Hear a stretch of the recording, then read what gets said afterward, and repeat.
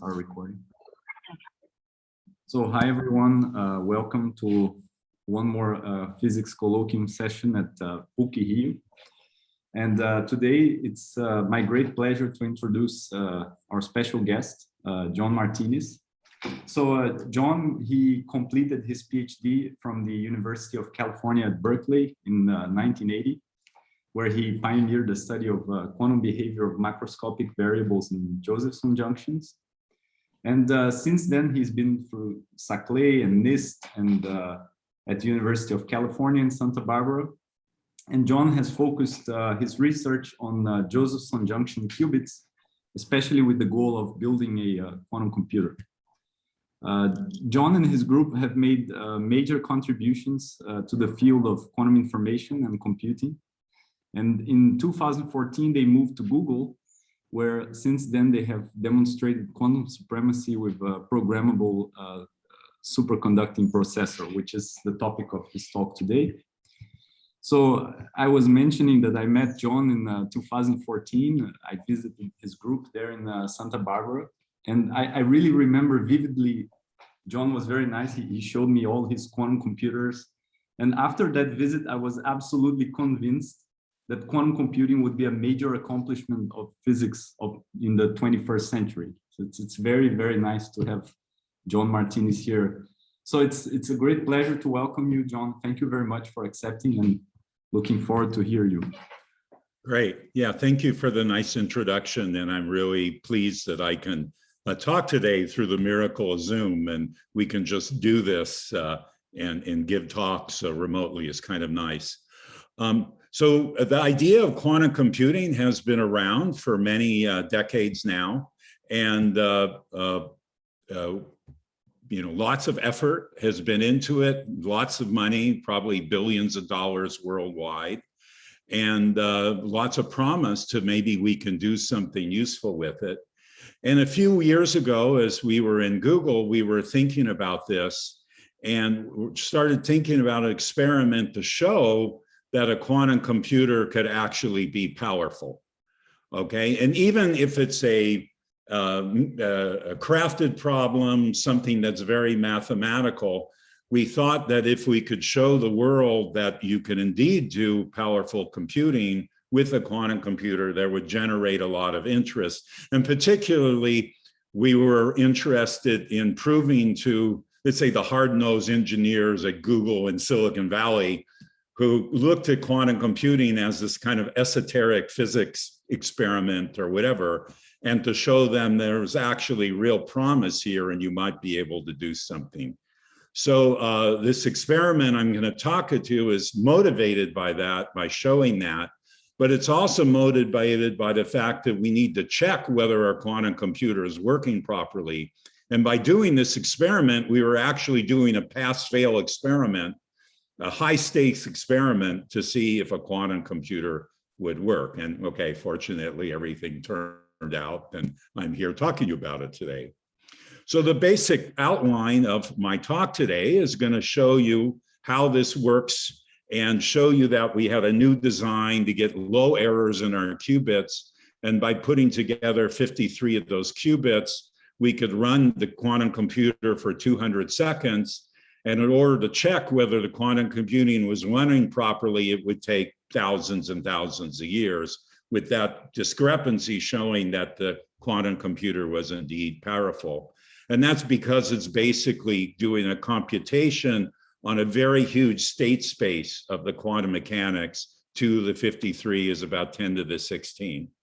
And again, what's really nice about this is when we did this, we were able to validate that the quantum computing was working properly. And in fact, the errors of the whole system was validated just by what we knew how the 1 and 2 qubits were working by themselves. So the important part here is there's no additional decoherence or dirt physics or system problems when we built a big quantum computer. And of course, that's great because you had to assume that in order to build even bigger machines. So again, we hope this is entering a new era of powerful processors. So let's just start about why we're interested in a quantum computer, and that is to manipulate data in a new way. And we know that in classical computing, data is manipulated with zeros and ones and strings of zeros and ones to represent words and numbers. And the difference in quantum computing is you can store data as a superposition of 0 and 1, just like nature allows you with quantum mechanics to have superposition of states. So you can encode states as bits or qubits, and this allows you to do what is essentially a parallel computing, where you can run through your algorithm the case for 0 and the case for 1 at the same time in a superposition. Now, okay, 1 qubit, you get a factor of 2, that's nice. What's more interesting is once you have more qubits, in this example, 2 qubits, you now have 4 possible states that you're computing simultaneously. And of course, with 3, it would be 8 states, and 4 and 16. So the amount of parallel computing you're doing is growing exponentially with the number of qubits. This exponential growth is not what you see classically. And what's really nice is by the time you get to, say, 50 qubits, which we'll be talking about today, 2 to the 50 is around 10 to the 15, 10 to the 16. It's a huge number that will task a supercomputer. And by the time, let's say you were to get to 300, 2 to the 300 is more states than there are atoms in the universe. And again, that's very interesting. Now, of course, the problem with quantum computing, and you have to be careful about this, it's not going to give you the speed up in any problem, because that's in the end, when you run the algorithm, you have to measure the state. And when you measure that, you get classical zeros and ones. You get 50 or 300 bits of information. And that collapse of the states, and kind of shrinks the amount of information you have in your algorithm. And what happens is you have to design special purpose algorithms. So when you measure it in this way, you get this reduced amount of information and you can still solve a problem for it. So fortunately, there's problems. You can do that.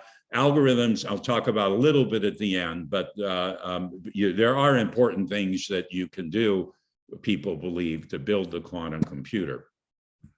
So now I want to talk about the specific way we're implementing this quantum computer, and that's using superconducting qubits. And here's a picture of a prototype of our device, similar to what we used in this, where the tan is aluminum metal and the dark brown here is where the aluminum has been etched away. And this is a few hundred microns across, sometimes a little bit bigger than that, where we have the qubit here, and then we have control lines coming into it and a readout line to measure the state in the end here. Now, the important thing about this is that we make the system using integrated circuit fabrication. And in fact, the system is quantized here by quantizing the currents and voltages in an electrical circuit, which are made up of millions and billions of electrons.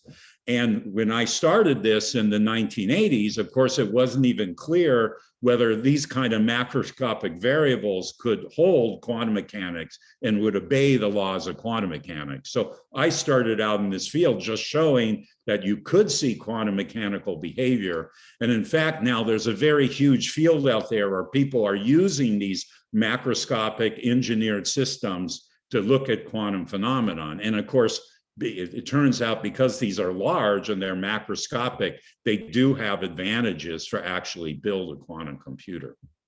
So because it's macroscopic, it's easy to control. You can just bring in feed lines here to control the qubit state. It has engineered properties, so we can use electrical engineering concepts to design this, microwave concepts. And of course, it's built like a computer chip, so that once we build one and get that to work, and that took 20, 30 years to do that. It took a long time to understand how to build it properly. Once you do that, then you can just scale it up using computer microfabrication technology. Now, in terms of this chip, what this is a nonlinear oscillator. And what you see here is in purple to the ground plane is a capacitor. And down at the bottom here, you have what are called Josephson junctions, which are just two crossed aluminum wires, which you see here, that are separated by the aluminum oxide tunnel barrier that allows supercurrent to flow through here. And the effect of that supercurrent, if you look at the Josephson equations, looks like a nonlinear inductor, okay? And that nonlinear inductance combined with the capacitance gives you a nonlinear resonator that in fact maps perfectly onto a pendulum, okay? And of course, according to quantum mechanics, this pendulum is quantized pretty much as you would think about how a harmonic oscillator would be quantized, slight differences, but that's a good approximation, where the zero state is encoded to the ground state, and the one state is encoded into the first excited state. If you like, one microwave photon in the system. And if you like to have the wave functions, these are the typical wave functions. It looks like a harmonic oscillator. And this is typically oscillating at about 5 gigahertz. Now, because this is an anharmonic pendulum oscillator, the 0 to 1 transition is about 5 gigahertz. But the 1 to 2 transition is about 4.8 gigahertz, which is a different frequency. And that means if you put on a long microwave pulse to this circuit, say coming in through a microwave line here and capacitive coupling here, you can do a 0 to 1, 1 to 0 transition, but you won't see any of the other states. They're spectroscopically energy forbidden. And that way you can make a two level system and make a qubit out of it. Also note here that this is a loop here. If you put magnetic flux in, this wire here puts magnetic flux in the loop that changes the effective critical current and changes the frequency of a qubit. And then you can bring qubits in and out of resonance, change their frequency to essentially turn interactions on and off. And I'll talk about that a little bit later.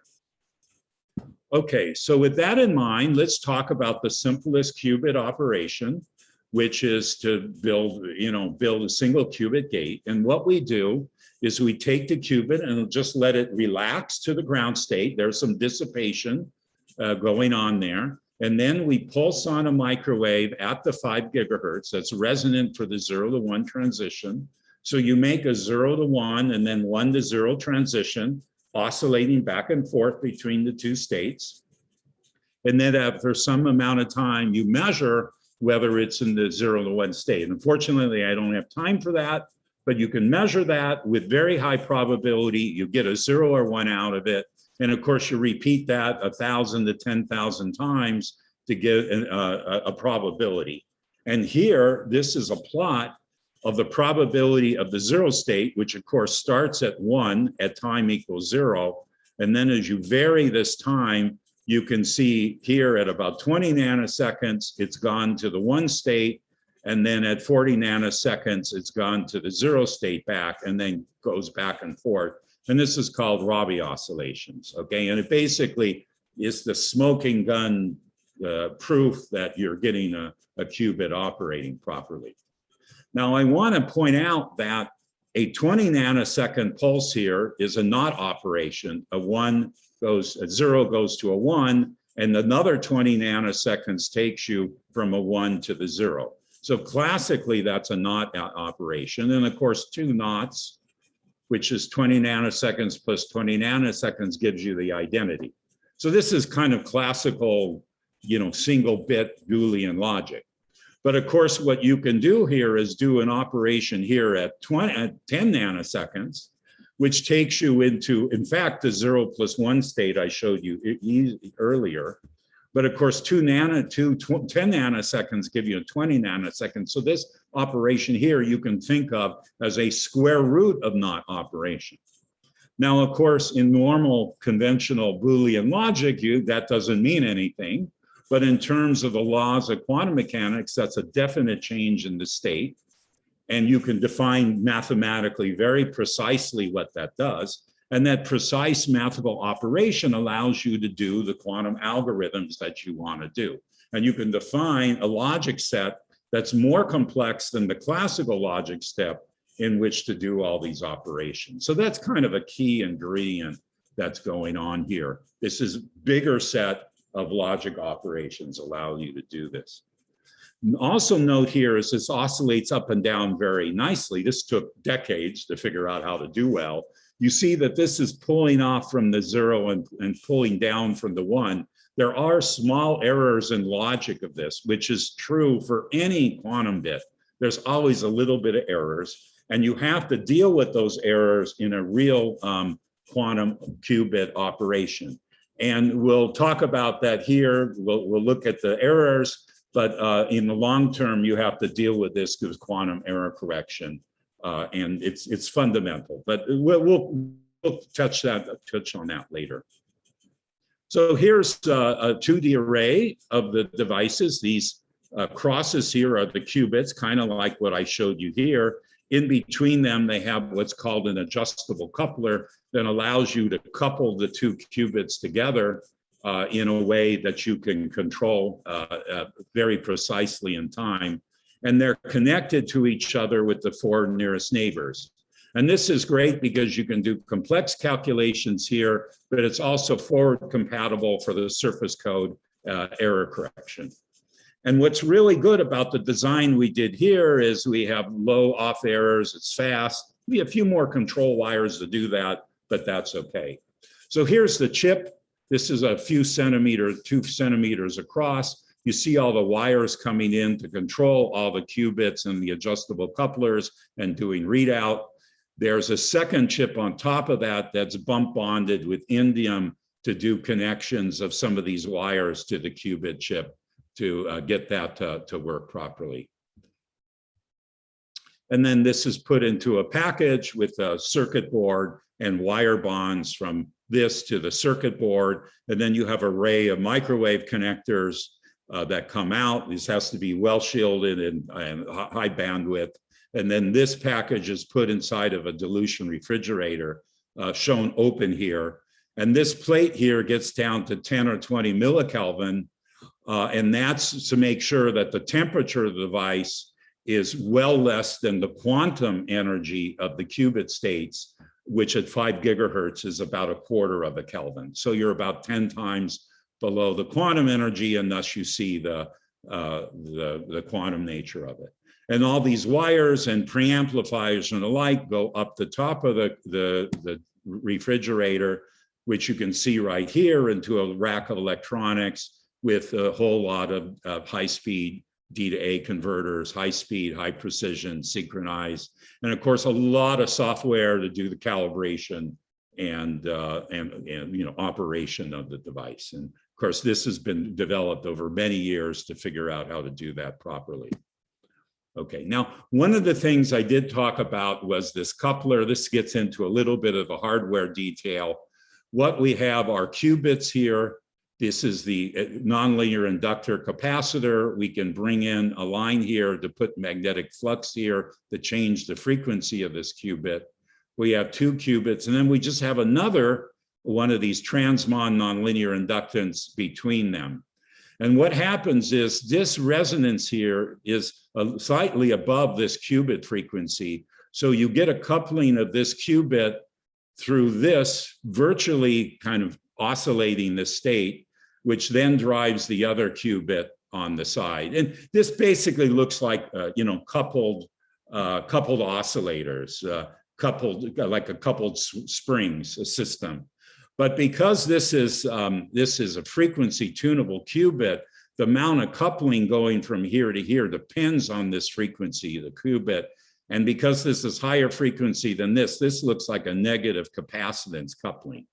And what happens is if you have a negative capacitance coupling here, if you adjust this frequency properly, this capacitance is equal to this capacitance, and then the net coupling is 0, and you can turn off the coupling.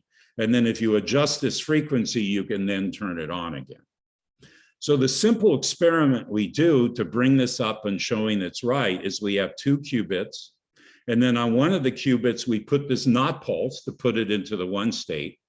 And then we bring these 2 qubits onto the same frequency, and then we turn the couplers on, and then we watch by doing the experiment many times over and over again, we watch what is the one state probability versus the time that this is left on. And let's say with the coupler bias is 0, you see it starts at white where there's no population transfer, and then the blue where it's in Q1, and then white and blue again. And this is just the swapping of the photon excitation between the two qubits, like, two coupled springs, same physics, okay? And then as we adjust the current here in the coupler bias, we change the frequency. The coupler frequency starts to get lower and lower until at this point it's all white. And that's because it's not oscillating back and forth and the coupler is turned off. And then if we go a little bit farther in coupler frequency, we can turn it back on again. This is where you have a lot of negative coupling, and then it's quite rapid. So we get a quite rapid on and basically an off condition. And by calibrating that, we can turn on these couplers. Okay. Now, the last thing I want to talk about before we start getting more into the data is the fact that you have to calibrate and get your qubits to work well. And this is the results of that experiment. You have this whole array here, and you have to calibrate and test and figure out what's going on in the whole system. And the way we do this is to start with one qubit, bring all the other qubits off resonance, turn off the couplers, and then put in a series of microwave pulses, basically knots and square root of knots. And then over time, see if we get to the right quantum state where we should have gone to. Okay, and if we vary that versus the number of gates, we can then see how the performance of the device degrades over the number of gates, and then pull out what is a gate error per operation. And when doing that, we see, and this is no surprise given their gates are about 10 nanoseconds and the coherence is about 15 microseconds, you can do about 1,000 gates or so before you lose coherence. And that's what we see when we do this very carefully benchmarking. If we take a single qubit, then the measurement error per cycle is around 1 part in 10 to the 3, a little bit more than that. Okay, and again, 10 nanosecond gate time, 15 microsecond coherence time, you expect that. Now what we do is we do that on all 53 of the qubits by themselves, and then we histogram that. And in fact, we plot this as an integrated histogram because it displays a little bit better. And then some are a little bit better than a part in 10 to the 3 error. And then some are a little bit worse, and there's some kind of distribution to that, as you would expect. Not all qubits are the same. Okay, now we can do the same kind of thing, testing how good the 2 qubit weights work by swapping of the quantum information back and forth. And that's given here in the green line, a 2 qubit error. And it's a little bit worse because there's 2 qubits and it's more complicated. But okay, that's kind of what you expect. Now, at this point, we've calibrated the single qubits and the single qubit couplers. But of course, we're going to be operating this where all of the qubits are operating at the same time. This is how your cell phone works. This is how computers work. All the logic gates are in the parallel. And of course, you want to know what happens when you do it simultaneously. So what we do is essentially the same experiment as a single qubit, but now all the couplers here are turned off and we're independently measuring what's going on with the single qubits. And we do that experiment on all of them simultaneously. We get the solid black line, okay, which is a little bit worse than the line, the dotted line I showed before, but okay, you're doing it simultaneously, little things can go wrong. But the good news is it's not that much worse, okay? And that's not obvious that that would happen, but that's good. Now you can do the same thing with pairs of qubits, turning them on all simultaneously, and then you go from the dotted line here to the solid line, and okay, it's about a factor of 2 worse. These are trickier gates, more things can go wrong. So, there is some degradation there, but it's still acceptable. And, we can still use the device properly. This is good. So the important thing is that we've been testing it, bringing it up in this realistic simultaneous mode. We kind of know how it's working. Of course, the big question is when we run a complex algorithm where all these qubits are talking to each other, is it still going to work right? Okay, we don't know that yet. And in some sense, that's what the quantum supremacy is about, is to test whether the full system is going to work properly. Okay, and that's what we'll talk about in 1 or 2 slides. I do want to mention that the huge part of this experiment is calibrating the qubits, right? They're all a little bit different. You have to put in microwave pulses and DC pulses, and you have to be very systematic about this to make sure that you do that with a computer algorithm.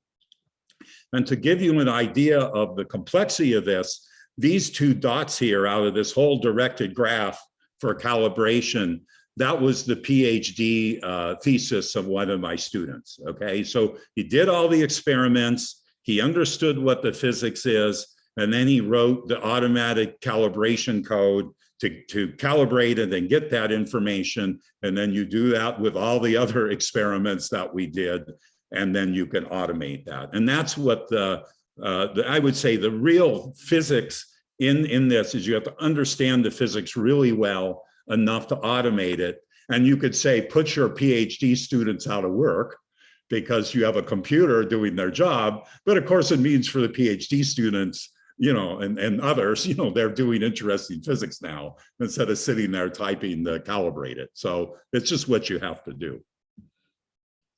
Okay, so now with all that in mind, what we're going to do is talk about the control sequence.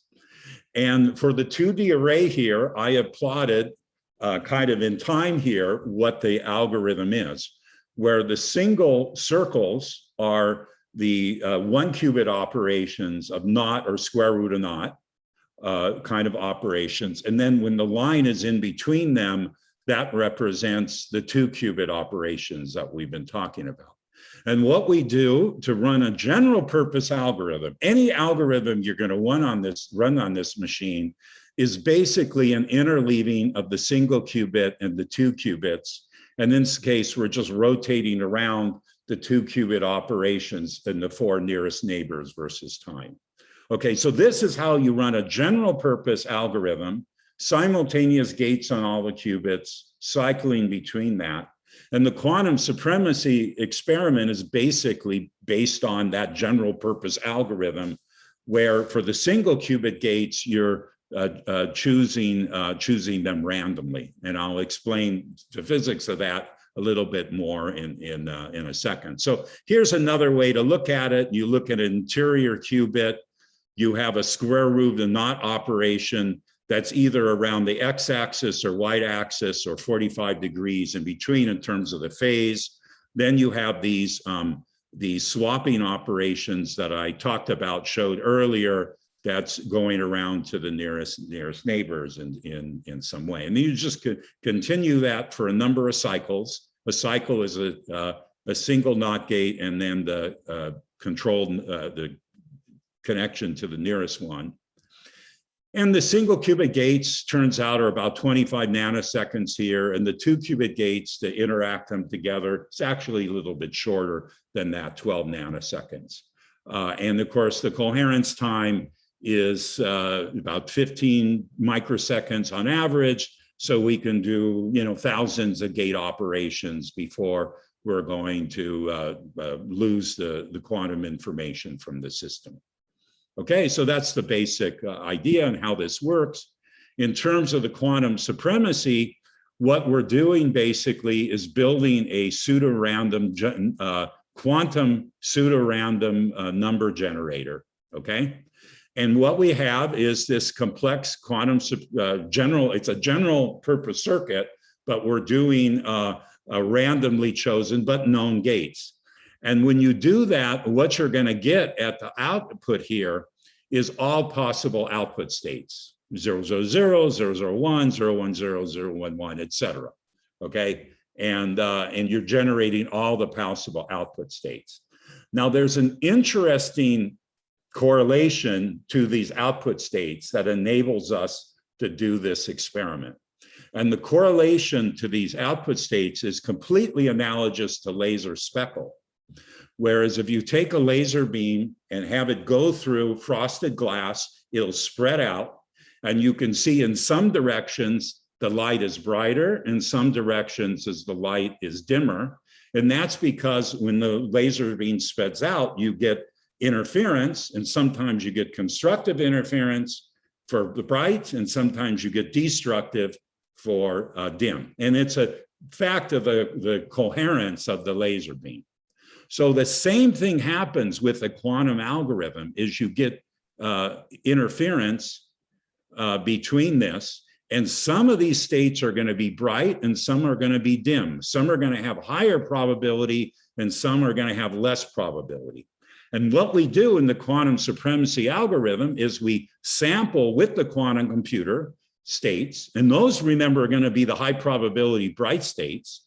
And then we check against a calculation of the exactly same on a computer. We compute with all the probabilities and we check to see if the high probability states are what we saw. And the way to check that is something called cross entropy, where the states that we measure, we compute what the probability was in that state. If it's random, if it's classical random, that's probability is 1/2 to the n, and the fidelity is 0. And if it's quantum and it's a high brightness state, it'll be greater than 2 to the n. And it turns out the fidelity will be 1 when you work out the math.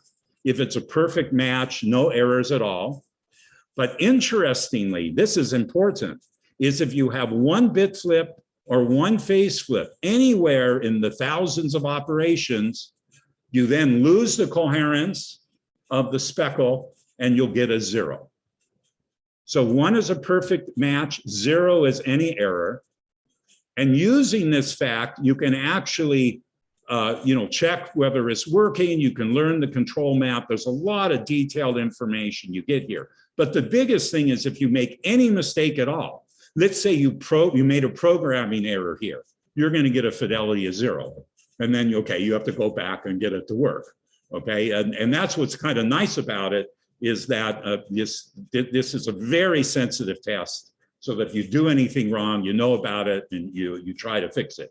And of course, if you can't get it to work at some level, then you're in trouble. But okay, it's a very good test of what you're doing. So here's the data for doing this. And what we've done here is, this is a circuit with about 14 cycles. So that's 14 single qubit operations, 15 single qubit operations, and 14 2-qubit operations. And then this is the number of qubits. So we take the patch and we start small, where we know it's working, and then we make it bigger and bigger and see, if things go wrong, okay? And we check that. So at 12 qubits, and what is this, 29 times 12 operations, that's about 250 total gates. You do the cross entropy fidelity, and you get a fidelity of about 40%. And again, I told you, you could do about 1,000 operations given the gate times or whatever. So the fact that it's 40% over 250 gates makes sense, okay? And then what you do is you just increase the number of qubits, you calibrate, and you just add, 1 or 2 qubits at a time, and you do the experiment bigger and bigger. And then you get the red circles going down here. And of course, the fidelity is going to go down because you're doing more and more gates. And the chance that there's an error in one of those, in one, goes down, and it actually goes down exponentially. So in a log plot, you see it's exponentially decaying, as you would expect, okay? And initially, you're, up to, I don't know what, 20, 30 qubits, you can check it with a laptop easily. And then once you get in this immediate range, 30 to 40 or so, you're using a big workstation. And then finally, at the end, you're, say, using a big supercomputer or data center to do the check. It gets really hard for the reason I talked about earlier. The 2 to the n, you're having to do that on a lot of states, and it's very complicated. And this, took a lot of time. So you could check it and see that it's working properly. Now, one of the interesting things you can do with this is to check it in a simpler manner. One manner is to take the qubit array and cut it in two so that you don't have coupling between the two patches. And now you're computing the quantum state in two independent patches. And since the complexity goes exponentially with the number of qubits, that's way, way simpler. However, the number of operations are more or less the same. So fidelity should be more or less the same. It's just easy to calculate. And that's what you see in the blue crosses that more or less falls on top of the reds and makes sense. And in fact, you can do something in between where you take the gates between them and just turn off a fraction of them in time, okay? And then the particular algorithm what you can use, it's a lot easier to calculate. And then you get kind of somewhere in between. We call it a lighted circuit on the green crosses. And again, that agrees with all that. Okay. So this is nice. It shows that it's hard. Then what you can do is go into the quantum supremacy regime. And in this case, we've taken 53 qubits, but we've increased the number of cycles. But we've also changed the order of the sequence of the coupling to the neighboring gates. And this particular sequence turns out to be, there's a mathematical trick that makes it easier to calculate. This one doesn't have that trick, and then it gets hard. So now when you take the full circuit, you can't do the check anymore because it's going to take weeks or years or millennia to check. Okay, so you can't do that. However, you can use the proxies of the lighted and patch circuits because it predicted, well, here, these particular data points here tells you more or less, well, the red circles will be. And you can see that these are the 5 sigma error bars. So this is significantly different than 0. So we know a fraction of the chip is, fraction of the times we're operating, it's getting the right result and statistically significant to know what's going on. And that's kind of the quantum supremacy regime. And all that data is archived in case someone wants to come up with an algorithm that can check that. And I would say it's you know, if you think about the history of this, it's not just coming up with the algorithm, but someone actually has to run the supercomputer to see if it works right. The data's there, one can do that. Now, one of the interesting things about all of this data is this black line, and that's the prediction from the gate and measurement errors. So that was looking single gates and 2 gates, 2 qubit gates by themselves. And from that data only, we could predict what we got here. And that's very nice. And actually, this totally surprised me that the quantum computer works so well that we can predict what the errors are. Okay, and let me talk a little bit about that because that's the science that's really important here. And the basic idea here is we predict the fidelity by taking the errors of single 2 qubit errors, and the fidelity that we plotted there is just the classical probability prediction for the total system fidelity being each of the individual fidelities. So each of these were about 99.9%, and you just raise that to the 1000th power, and that gives you the prediction. It's a classical prediction from our classical kind of error rate formulas. And what's interesting about this is the assumption that is made when people do quantum computing and error correction. There's good reasons to believe this is true, but it's nice to show that it's fundamentally true and also that you can actually build something that it holds that prediction. It's kind of weird that you have an algorithm that obeys the interference of quantum mechanics, but in terms of errors, it's kind of classical looking, okay? And that's really kind of interesting that nature works that way, and you know, we need that. I also want to point out that the fidelity was the same whether it's a full or lighted patch predicted. This means that the errors that we see are not dependent on quantum entanglement or computational complexity or something like that. It's just given by this simple idea. And that's really kind of amazing to think about. And then, you know, okay, quantum mechanics works. at this huge state space, huge Hilbert space of about 10 to the 16. This had previously been tested to about 1,000 states. So it's quite impressive that, you know, you're exploring nature a factor of 10 to the 13 in this Hilbert space, and quantum mechanics still works. Now, all the theorists expected that, but of course, as experimentalists, we're already pushing on that. And also, you know, for maybe a few of the experts here, this whole idea of here, it comes from the model of digitized errors. Even though you can think of an error being a small change in the state of the system, a small angle change of a block sphere, you can digitize that and say there's a probability of 0 and 1. We actually have some data that looks inside of that and shows that this model is quite good. And there's some interesting things also one can do with this.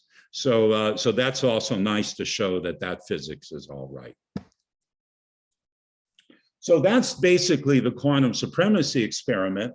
And now I want to talk a little bit about what has gone on, you know, since then, because you built this quantum computer system, you know it works well, and you know it works well as a system, so you clearly can start using it for running algorithms.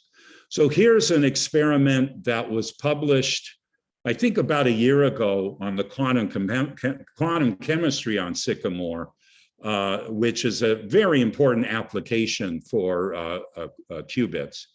And here, the basic idea is the theorists have figured out how to compile the chemistry problem into qubits, okay, into qubit language, into a quantum computer. So you have to know about Hartree-Hawk and fermionic operators to take care of that. You have to compile that and show that it's a sequence of swap operations and do measurements. And for the particular example here, which is a string of hydrogen atoms, it's a kind of a made-up problem, but it's a good problem to work on anyway as a benchmark. You have, you know, various wave functions you can start with based on, you know, simple diagonalization of the system. And then you initialize the qubits and then swap them and take the measurements. And looking at various statistics, you can correct for information, excitation loss and measurement bias, and do variationals to improve this. And then you can get what, for example, is the binding energy of this complex molecule. So there's a definite algorithm and measurements that you do to get the experiment working well. So this is the case of 12 hydrogen atoms, and I think that's 24 qubits. And the blue is the coming from the quantum computer, and the solid line is coming from a conventional, you know, computer simulation. This is still something you can calculate. And that you actually see a good agreement between the two. And for, I think it's at 6 or 8, you actually get this close enough to be within chemical accuracy. So it's good enough for doing real chemistry. And this is nice, the Sycamore, this is double the number of qubits electrons prior than the largest chemistry simulation. It's about the 10 times the number of gates. This is a, you know, pretty significant improvement in showing that you can build and use a quantum computer.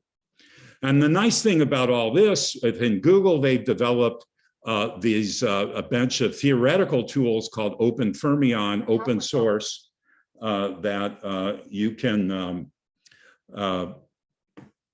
compile chemistry to qubits. You have a Circ, which is the qubit programming language, and then you have the hardware of the Sycamore device where you can run it. So you have a full system to figure out how to do this efficiently. And the group as Google has done other experiments. This is a little bit old now. I think they're doing more, but it's showing that for a modest number of qubits that we're doing algorithms with hundreds to many thousands of gates, and able to do interesting experiments out of that. And this is kind of points to the idea of this quantum volume metric that people talk about. This is a little bit defined in a different way, but you can see the volume of gates, both in space and time, is now in the thousands that people can run experiments with. And this is very nice because it means you can run realistic simulations that are complex, and you can really test out whether your algorithms are working right and whether there are ways that you can improve upon them. So this is really bringing quantum computing to a realm that gets very interesting in terms of running the quantum computer. Just the last slide before I end. You want to build better qubits to do more complicated problems. You want to do error correction. You know, we basically, the most important thing to do is you have to decrease the errors, and control errors. We'd like to get to 0.1% or lower.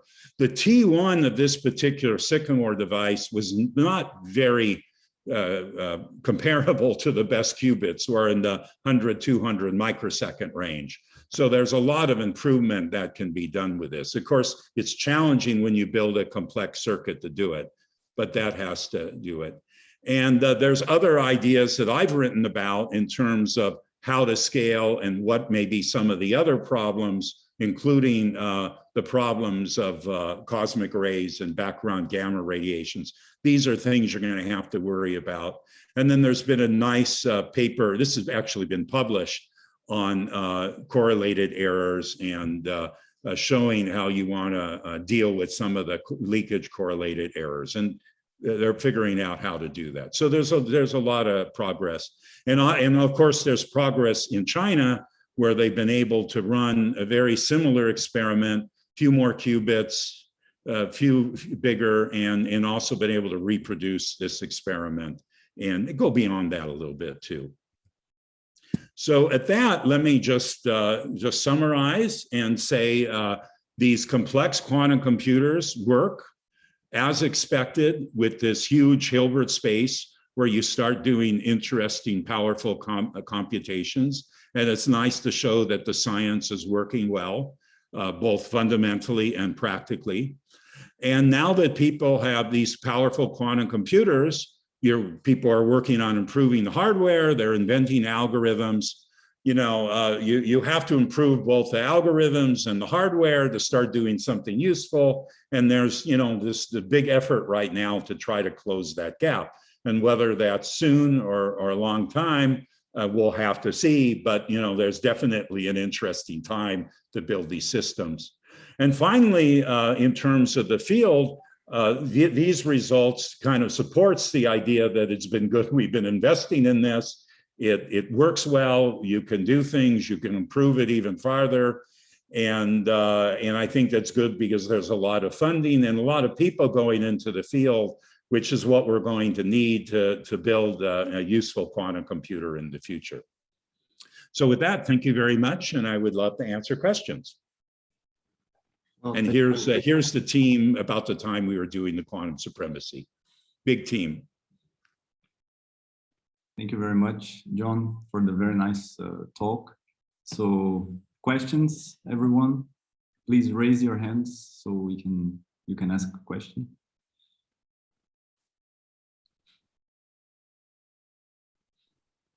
So we have João Felipe Chaves here. He wants to ask a question. Please, João. I was wondering, first off, I would like to thank you for the presentation. It was really nice. I have a question about this last part where you mentioned cosmic rays. How do they affect the qubits? Yes. Yes. So I actually have an archive paper where I go through this in great detail. So what happens here is that the cosmic ray or X-ray deposits high energy, let's say a mega electron volt. And this generates phonons, which eventually end up generating a lot of quasi-particle excitations in the superconductors. And there's a lot of them. And the density of this is high enough that it degrades the T1 of the qubit and causes it to decay. And although these cosmic rays are happening very seldomly, So for example, this would have very little effect on the quantum supremacy experiment. The problem is that it degrades T1 for a modest amount of time over many qubits, many cycles. And what's going to happen then is you're going to get a correlated error, which for quantum error correction will be a huge problem. So, you know, that's what's going on there. Now, in the paper, I talk about several ways that you can get rid of and channel that energy away from the qubit so you're okay. So I think there just needs to be a good research on this to understand the theory and the experiment.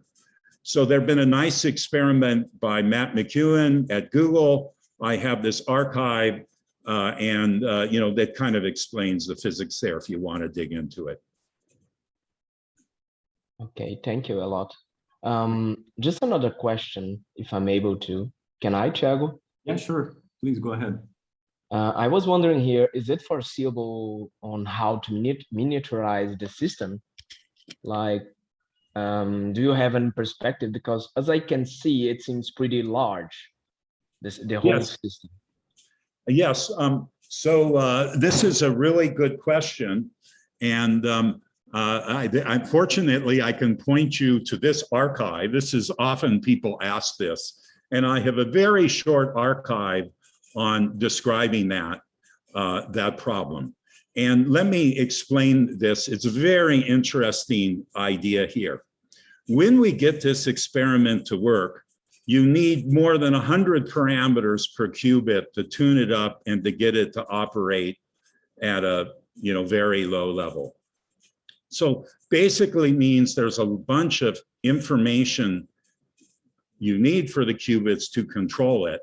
And that information costs you volume and energy in order to build the control system.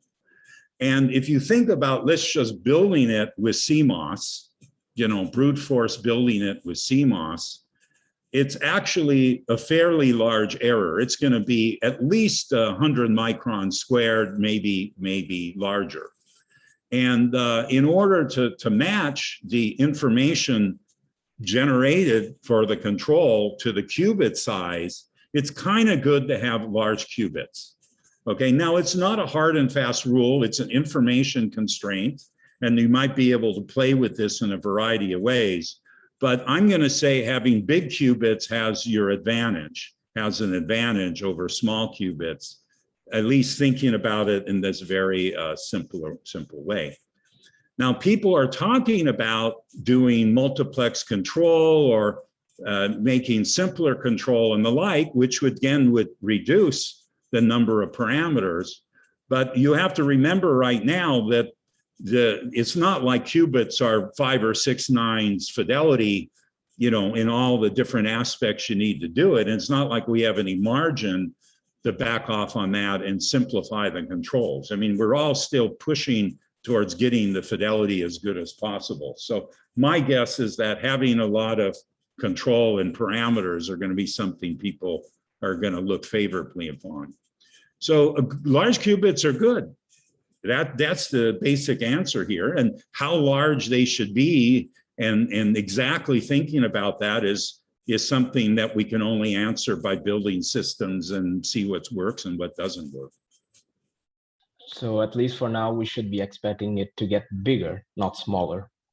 I would say I don't want to make it any bigger than 1 millimeter. And my guess is 100 microns to 300 microns is kind of a really good size. But where we are right now is not bad, and that'll just evolve slowly over time. And we'll just see, what you have to do. But yeah, scaling up to a lot of qubits is hard. And, you really have to think about the information constraints, classical information constraints. Okay, thanks a lot. You're welcome. Good question. I like talking about that. More question, guys? Anyone has a question? So we have Hiroshi. Can I ask? Yeah, sure. Hi, this is Hiroshi.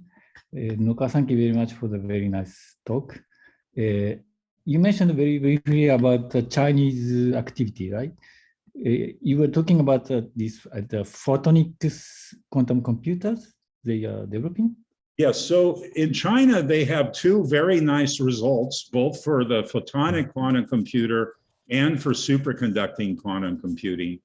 And both of those are very interesting experiments. And I very much like that the Chinese has taken this idea of computational complexity and the quantum supremacy experiment and really tried to do experiments on that to show computational complexity.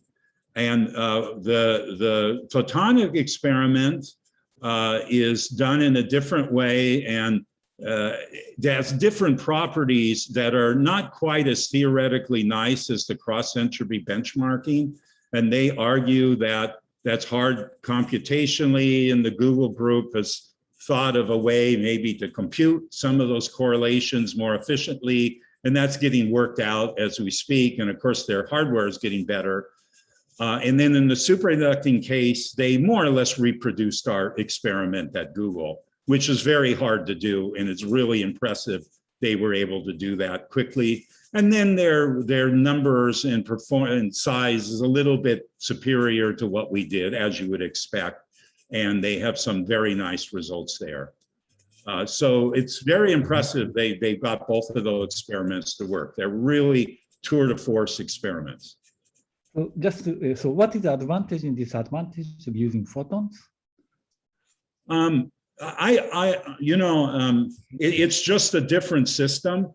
The problem with the photonic experiment is they can't control the mirrors. They have a fixed mirrors and phase, and they measure that classically, and then they put it in, but they can't reprogram. So it's unprogrammable quantum computer. So it's nice for showing quantum supremacy, but it's really not nice for showing that, you can do something even modestly useful for it. But it does show the computational complexity of photons. Now, to get that controllability is a whole set of more experiments that are very difficult. And, I'm sure people are working on it, and they're working on that. But it is kind of, but the technical achievement of developing the squeeze states and getting it calibrated and taking the data, getting the high fidelity out of all of that is quite impressive. Okay, thank you very much. You're welcome. Thanks, Hiroshi. More questions, guys? So I have a question. So I know you pushed a lot for the science of quantum error correction, and I think mostly with the surface code, because I think it's I don't know, I've seen your talks before, and I always see you mentioning that it's the simplest approach and so on. Right. Do you think there could be new stuff to be discovered in terms of quantum error correction? Say that could there be new quantum error correction codes that are more experimentally friendly or better for some reason? So I very much encourage people to look at other error correction codes, and people are definitely doing that. And that definitely will be explored.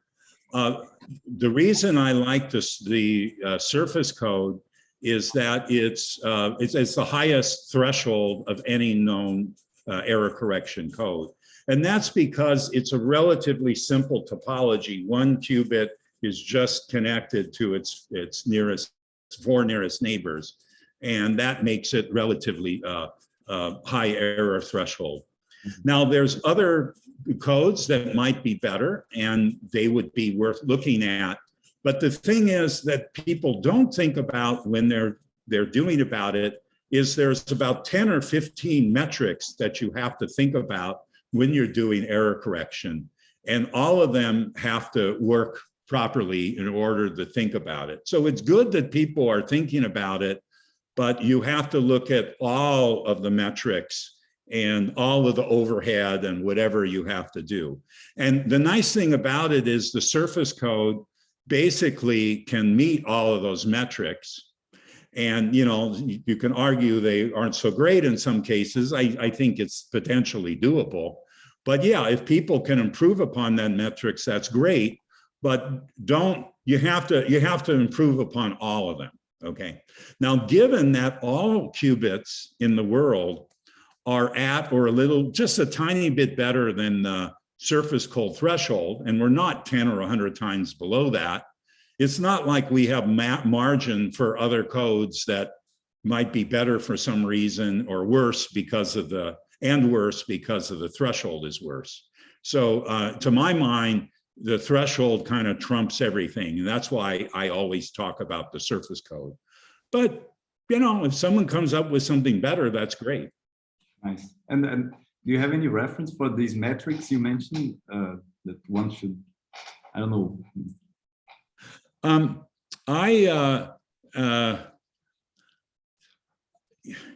Yeah, that's a good question. It's in our paper, but it's buried there. I do have a slide of this that I give when I talk about the error correction, and I can send you a copy of the presentation or slide, and it's not all of them, but you can kind of see what it is. I'd be happy to share that. I don't know if other people have done that, but I can tell you, at least some of the things I thought about. Sure, I will send you an email later. Yes, and I'll reply with a slide or a slide deck. Cool, thanks. Do we have more questions, guys? Otherwise, I'll just ask more. So I just want to open the possibility so other people can maybe ask. So, okay, I have sort of standard question, besides superconductors and trapped ions, if you had to bet money, what would you, what setup would you bet? Yeah, well, I think the other very serious contender right now is PsiQuantum with the photonics approach, and they have a very nice architecture where they argue that they can use tier 1 fabrication to make the chips and scale up. It'll be a big system with lots of fiber optics, blah, blah, blah. That's fine. They have gotten good funding, venture capital funding for doing that. I would say the one thing unusual about that is that they don't really know what their fidelity of the individual components are. And, I often say that the best qubits in the world are paper qubits, okay? You can write down the Hamiltonian, it's all simple, everything looks great, and it's only when you make the qubits that you start seeing all their ugliness and problems. And I think in order to look seriously at what PsiQuantum is doing, you have to look at how their component fidelities and errors and whatever are doing. And they're beginning to talk about that, and they're clear that they need to work on that. But, for me to comment on that, we have to do that. But in terms in general, you mentioned the 3 ones. What's really interesting right now are people are building quantum computing systems. Okay, they've worked on qubits in the past and whatever, but like the Sycamore device, what we did here, other people are doing, they're building systems, and then you just have to see how the system works. Because, it's not like we figured out all the basic science already and we know how to do it. Whenever you build a system, you have to know the science better, you have to know all the dirt effects, you need to fix it, and there's a tremendous amount of work that has to be done. And what I think is going to be interesting in the next 5 years, for example, is look at the systems people are building, see what are the pros and cons, what are the problems, can they scale, can they make the qubits better, and then you'll kind of know, where this field is heading. And it could be that someone in, let's say, spin qubits, they get it to work, they have very long coherence times, and then they overtake everyone really quickly because they figured out something. So, we just have to wait and see what's happening. But it's hard to build a system, and it's especially hard for physicists to learn how to build a system, because that's not how we think about experiments. It's really system engineering, and that's hard. Yeah, I see. Thanks, John. More questions, guys? So I have a question. First of all, thank you for the nice presentation. So can you give a brief review about the software part of this quantum computing, like language, computing languages and frameworks or something like that? There has been a variety of computer languages people have developed, and mostly I know about Quizkick and Circ, and I believe there are several other languages that people have for programming a quantum computer, and Microsoft has one. And I think it's, so I think each of them will have their pros and cons. I know we developed Circ to be more like an assembly language, because at this point, we're programming a handful of qubits and you need to control how you're doing that very carefully. I think it's healthy that there's a wide variety of different programs, and it seems to be that there are, cross translators or cross compilers to go from one to the other. And yeah, I think it's just healthy that there's a lot of different ways to do this right now. It's hard for me to I don't know enough about this part of the field to know all the pros and cons and the recommendation, but at least there's a variety of things to look at. Okay, thank you. Anyone more questions? Someone must have a website listing all the possible quantum computer languages and the pros and cons. I'm sorry, I don't know that, but but this is healthy, right? And then what's going to happen? It's not like we're still programming in COBOL or Fortran, right? You start with some language, and then as you get more sophisticated and learn, you know how to do things better. So it'll evolve. Yeah, I remember when I visited your group, you mentioned that the classical software was run in Python, right? Yes. Yes. So yeah, Python is. Yeah. Most of it's in Python that you're doing, and then if you have some backbone communication that has to be fast, you use the compiled language. But but Python is definitely the language to learn, for doing all this. So if there are no more questions, I want just to close with one final question. So John, there's a lot of young people in the audience, and you have this approach to solve the hardest problem. You're doing very hard experiments, and you go for no matter what happens, you just want to solve it, experimentally. So what kind of advice would you give to the young guys out there, guys and girls that are, starting experiments? And well, the first thing is you get into a group doing quantum computing, the best group, the most exciting group you can do. But mostly you just have to get into the group and start learning the field, because learning the physics and say getting your PhD to learn how to do research, it takes years to figure that out. And just become a good experimentalist. And I'm going to say that, there's this big rush to, write your Nature and Science papers and the like, and that's all very good. But, for those of people who are interested in really getting the hardware to work and doing good engineering and really figuring out how your qubit works, there's a lot of people out there who need to hire people like that. And, fortunately, there's a lot of jobs out here now where people who really want to get this hardware to work.